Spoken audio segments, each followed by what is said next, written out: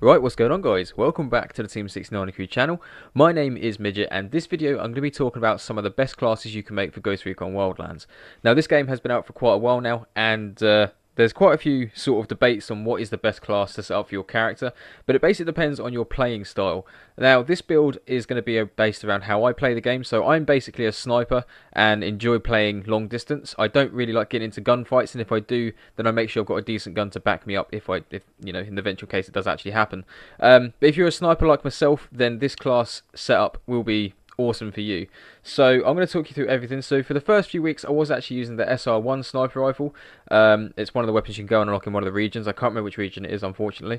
But very recently I unlocked the HT1, which is the best sniper rifle in the game.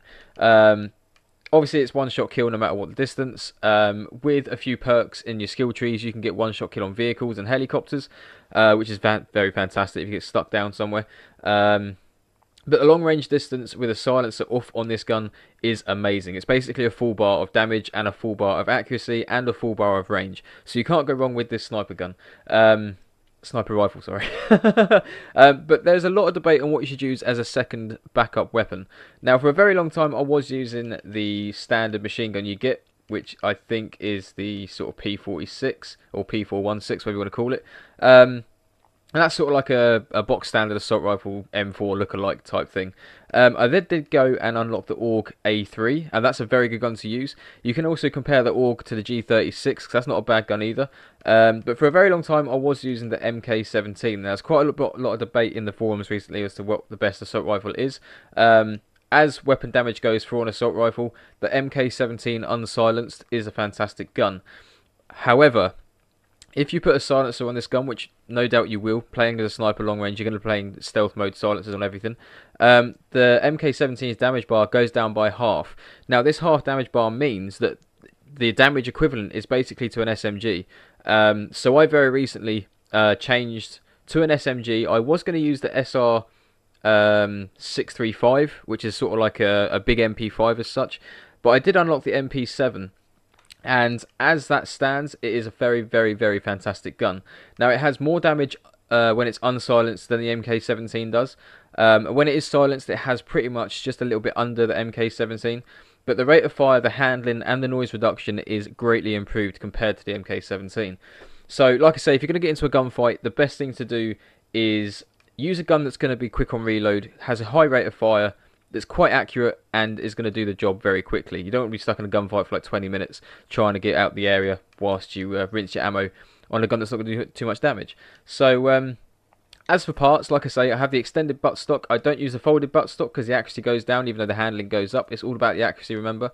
I use the Comp 4 sight. I do have the polymer, the PKAS, the panoramic and the polymer, but the Comp M4 is the best one for me and my playstyle, and it's got quite a good zoom on it as well.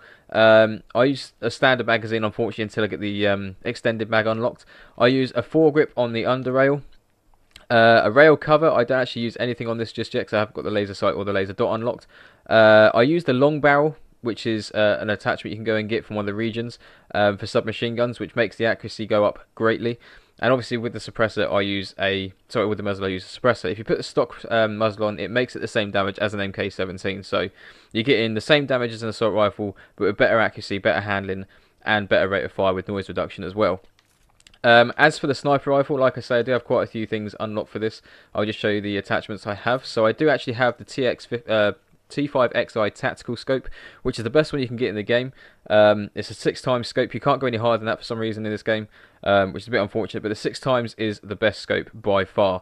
The other comparison scope you can have to that is the TARS 101, and this is a adjusting scope. So it's a 4.5 times zoom and a 4.5 times zoom and a 5.5 times zoom. This is good if you haven't got the T5XI unlocked yet.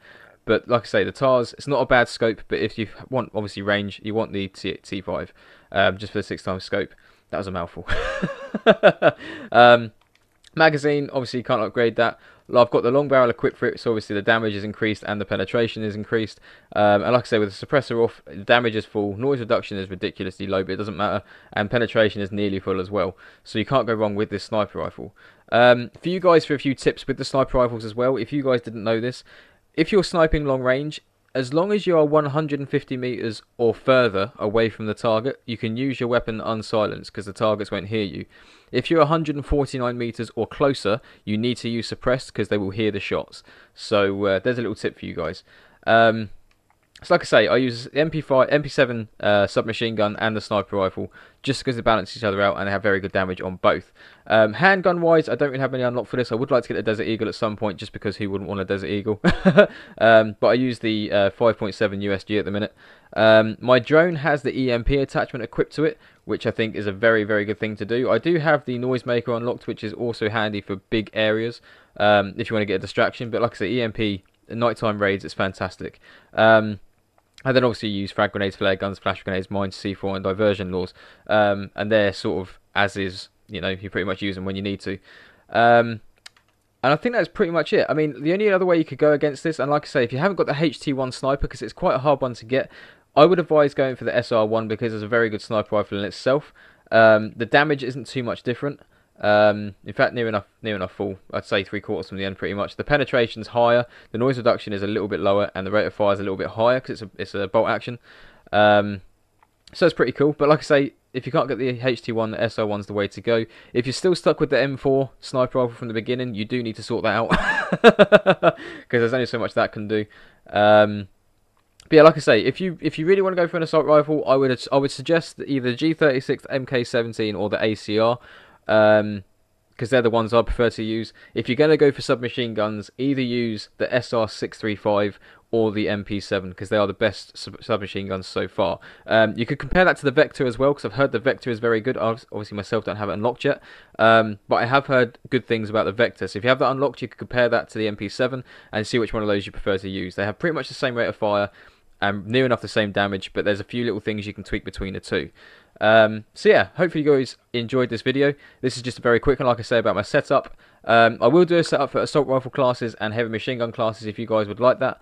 And yeah, so thank you guys for watching. If you're new to the channel, make sure you subscribe, hit the like button below, and I'll see you very soon.